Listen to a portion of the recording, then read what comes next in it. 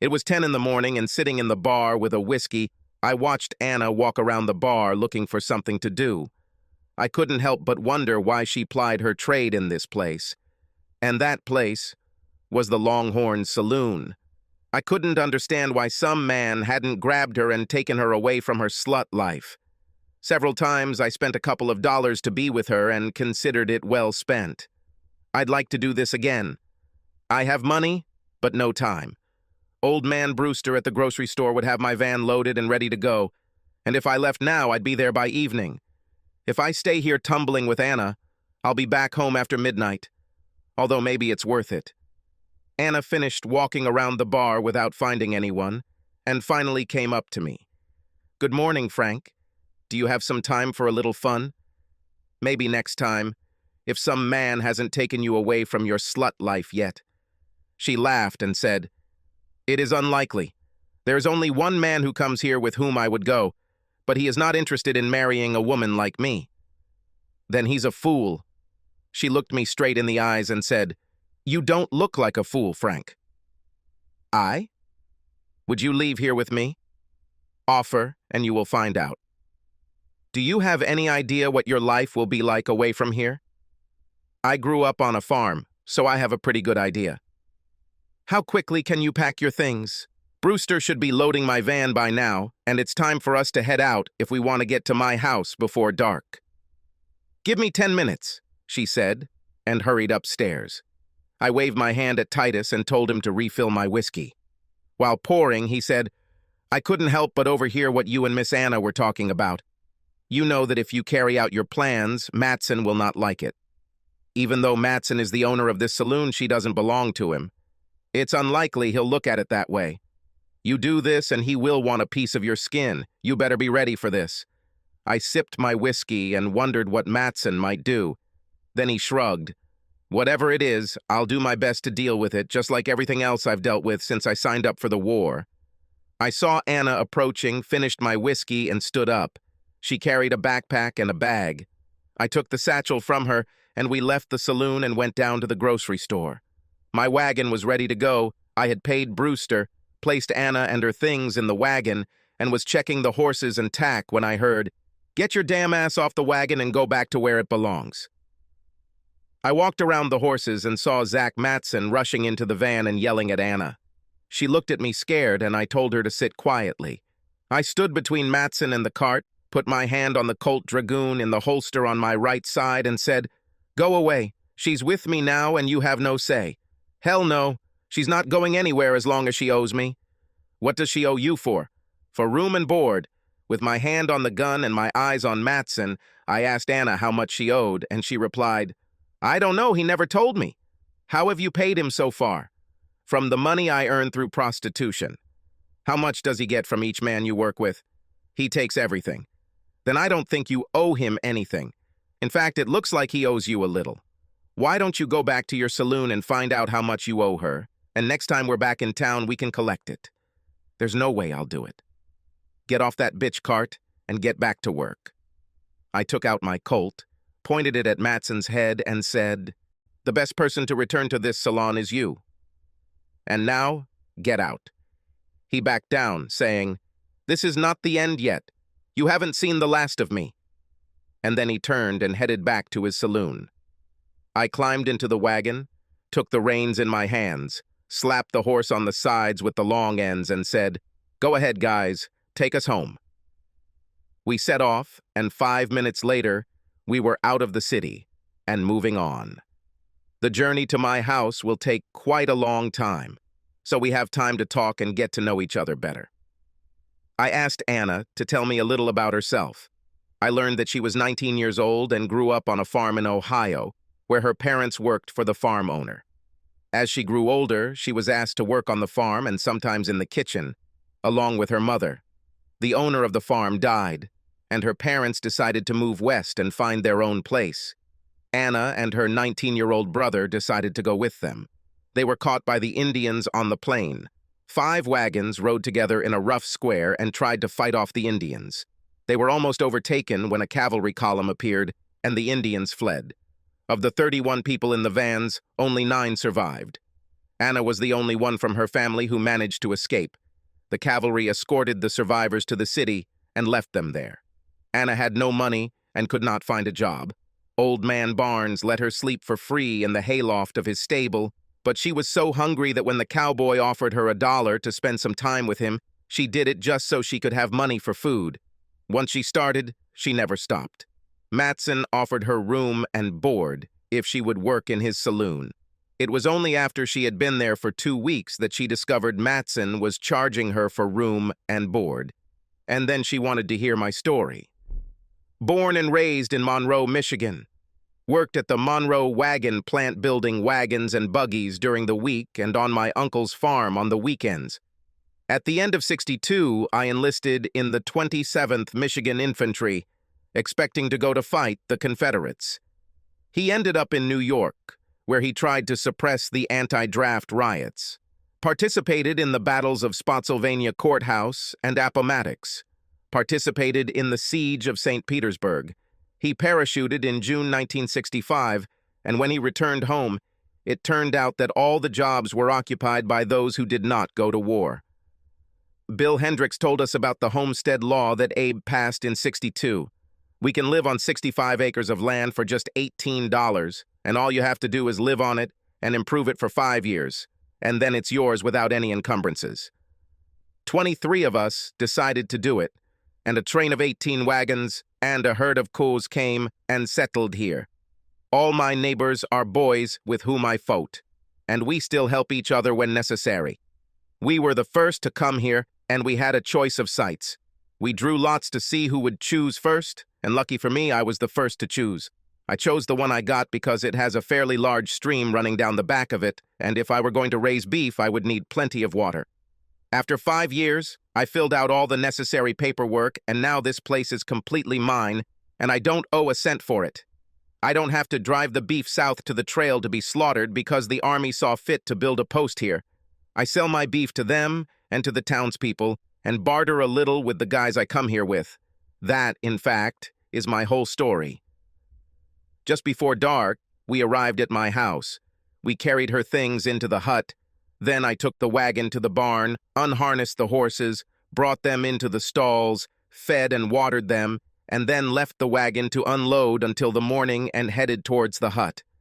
Entering the hut, I found Anna naked on the bed, waiting for me. All I could say was that if she was ready, then I was ready. She lay there and looked at me while I was undressing, and when I was left in only my long johns, she asked, "We did this twice, and then again when we woke up the next morning." And after that, it seemed like she wanted to do it all the time. The next morning, she asked if I had chickens, pigs, sheep, or just cows. I said only cows, and then she wanted to know what I wanted her to do around the house. I don't want to just sit here all day and wait for you to come back from tending to the cows. What would you like to do? Plant a garden, maybe get chickens to breed and get eggs from. Do you know how to plant a garden? I've been doing this for many years. Make a list of what you need and we'll buy it next time we go to town. That evening, when we went to bed, she looked at me longingly, and I understood what she wanted, and I did it. She, of course, liked it. Then she reciprocated my feelings, and I liked it just as much as she liked what I did to her.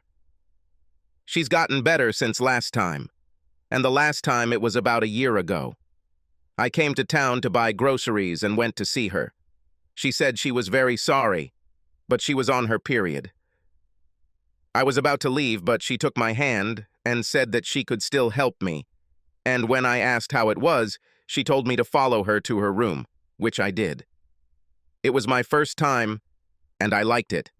Not as intense as copulation, but very close. 3 days later, Zach Matson and 2 horsemen showed up at the house, and he shouted, "Hello, home!" It was pure luck that I was in the barn when they showed up. I was mostly looking after the cows, but at that moment I went back to get the salt blocks. Anna opened the door, and Matson said, "Get ready. I'm taking you to where you belong." Anna closed the door in front of him. Matson laughed and said, "This won't help you. If I can't break down the door, I'll just set this house on fire and smoke you out." They were facing the hut, so they did not see me approach them from behind and when I said, "I don't think I'll like it," it scared them a little. Matson turned his horse to face me, and his men followed. "We came to take my property," Matson said. "She is not your property. Abe outlawed slavery. She is not yours. She is here of her own free will. It does not matter. She'll come back with me. And how will she go with you if you are dead?" I had a revolver with me. I always carried it with me when I was outside. You never know when you might run into a rattlesnake or coyote. Once I even saw a wolf. I put my hand on it and Matson said, "There are 3 of us, and there's only 1 of you. You can't take all 3 of us. Maybe not, but I'll take at least 1. And it'll be you. And since you leave and can't pay them, they might just turn around and leave." From the hut I heard, "I'm targeting the one in the red shirt," and we heard a click, cocked chicken. Now I only have 2 to worry about, but the first one will be you.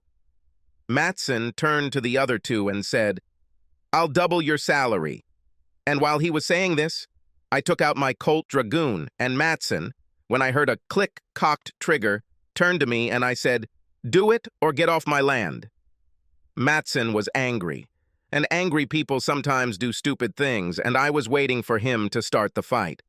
But his 2 men weren't angry, and they didn't really like their chances if the shooting started. Anna had already cocked her Henry and took aim at one, and my Colt was already in my hand and pointed in their direction. They turned their horses and rode off. "This is not the end," Matson said, and turned to follow his men.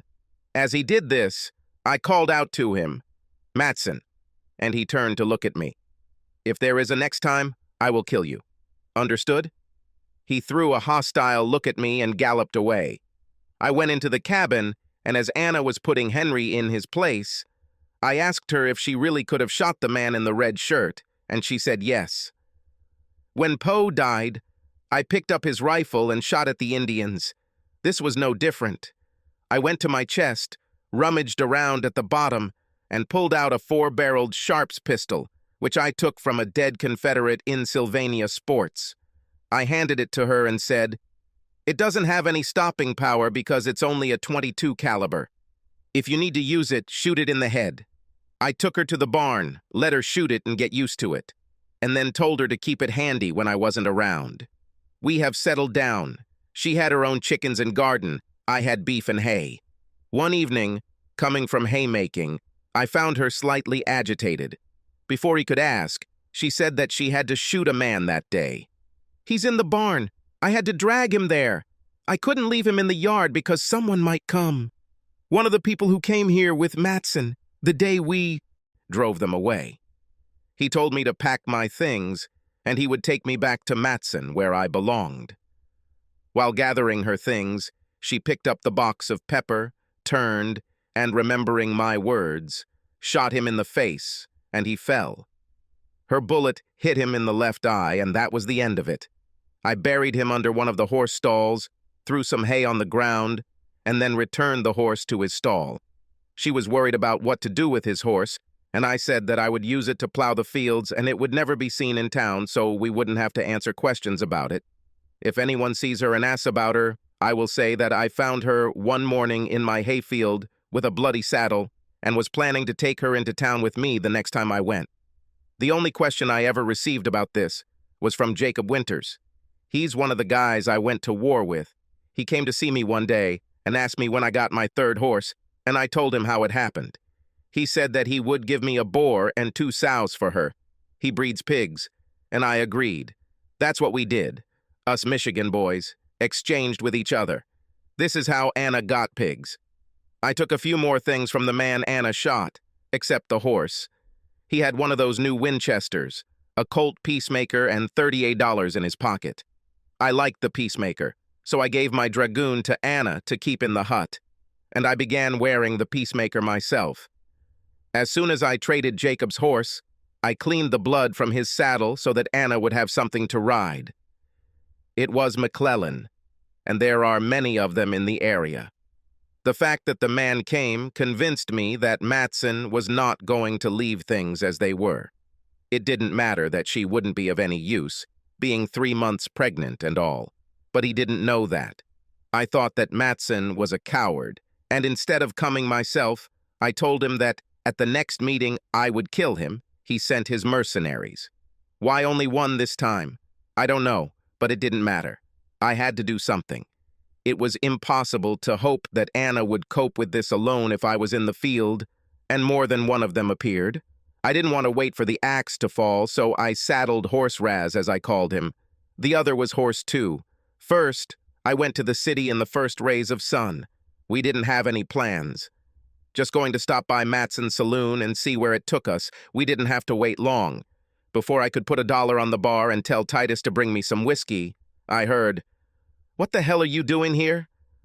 I turned around and saw Matson and said, "I drink whiskey." "Not here. Get out of here and don't come back."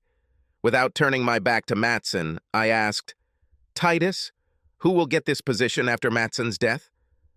"Don't know. He has no relatives that I know of." "Maybe you can control it yourself until someone shows up?" "Don't know. I only worked behind the counter." "Perhaps you will have a chance to see if you can do it." "What do you say, Matson?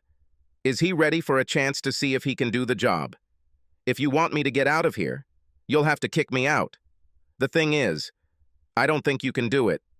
You armed, come on, or get out of here and let me drink my whiskey in peace. Are you man enough to test me, or the slug I see you as?" Besides me, Matson, and Titus, there were 6 others in the establishment, 3 at one table, 2 at another, and 1 sitting alone. They all knew me, and knew that I was a farmer and rancher, not a gunslinger, so they knew something bad would happen if I challenged Matson. They heard everything that was said, and everyone looked at Matson to see if he could stand being called a coward. Matson knew everyone was looking at him and tried to back away. "Damn it, Dalton, there is no woman worth dying for." "Then why are you always trying to get her when she doesn't want to come?" "I didn't try, except that time. Bart told me otherwise when he was caught trying to take Anna away. He said you told all the guys working for you that you would give $35 silver to whoever brought Anna to you. I told him that if I see him next time, I will kill him. He must have believed me because I haven't seen him since. I haven't chased him away for a long time, but then I thought about the other guys you offered money to. I can't sit at home all the time, so in the end I realized that you can't pay anyone anything if you're dead. So there you go. You win, and all you have to do is go and get it. If I win, I won't have any more worries." "Damn it, boy, you had no right to take her away from here. She owed me money." "But we don't think so. You gave her room and board and took everything she earned here. Room and board anywhere else in town costs 75 cents a day.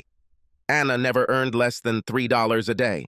According to our calculations, you owe her at least $1,500. She never insisted on this because she was glad to leave here. But I don't think so.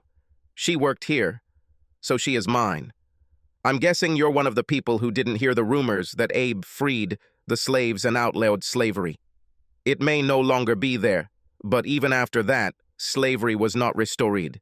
She is free to do what she wants, and she wants to leave here with me. Now the question is, how many times do I have to call you a cowardly slug so you can sneak out and prove me right, or pull out a gun and prove me wrong? I saw that he was no longer going to accept being called a coward in front of everyone in the room, and I couldn't allow it. As long as he lived, he could pay people to do his dirty work for him, and Anna wouldn't be safe. I took a deep breath and then said, "Okay, coward." Then he turned his back to him and raised his glass of whiskey with his left hand. In the mirror at the back of the bar, I saw a smirk on his face as his hand went down to his gun. I dropped my temples, and my right hand went to my gun as I turned and took 2 quick steps to the right. Matson's shot hit the bar right where I was standing a few seconds ago, but my shot hit him in the chest. He stood with a shocked expression on his face, but the gun was pointed in my direction, so my second shot hit him in the forehead just above his right eye, and he fell. I turned and asked Titus for whiskey. He placed it on the bar counter, and I took it and turned to face the room. He took a sip, and then said, "You saw it all. He was going to shoot me from behind. Luckily for me, I looked in the mirror and saw him pull out a gun. I turned and said to Titus, "Looks like now you'll have to manage both the saloon and the hotel." I can't even imagine how. As far as I know, you were in love with Nancy Meigs. You know enough to run a bar, and I bet she can run a hotel. I turned to face the crowd, took out my pocket watch, looked at it, and said, "It was fun, gentlemen, but if I want to get home for bed, I have to go." I stepped over Matson's body and headed towards the house. I got home about an hour after dark, and after Anna fed me, I told her that our worries about what Matson might do were over. When she asked how this was possible, I replied that someone had killed him. Since he's dead, and no one can pay his boys, then everything's all right. And we were fine. Over the years, Anna gave birth to 2 sons and a daughter, and we led a completely happy life. Subscribe to our channel so that your second chaff doesn't cheat on you, and go ahead and listen to the next story, because this story is nothing compared to the next one. If you're under 18, don't even think about listening to the next one.